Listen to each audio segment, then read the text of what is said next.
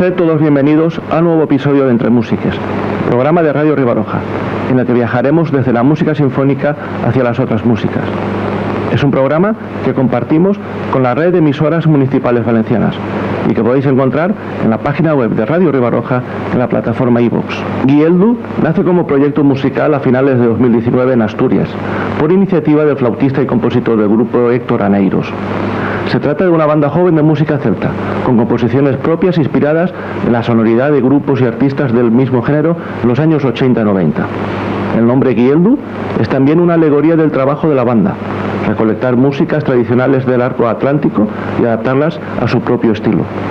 Grabado con sus propios medios, el primer single, Laremu, fusiona una danza asturiana tradicional del pueblo de Cortes, recogida por el investigador Xosé Ambás, y la diana leonesa de la Sobarriba. Guieldu añade un fuerte componente New Age, con toques étnicos, con darbuka y bendir, al estilo de la world music, para que represente fielmente el sonido de la banda. Antes de escuchar el single, el grupo nos dedica unas palabras. Hola, somos Guieldu y desde Asturias os presentamos nuestro primer single, Laremu. Un saludo a todas y todos los oyentes del programa Entre Músiques de Radio Ribarroja.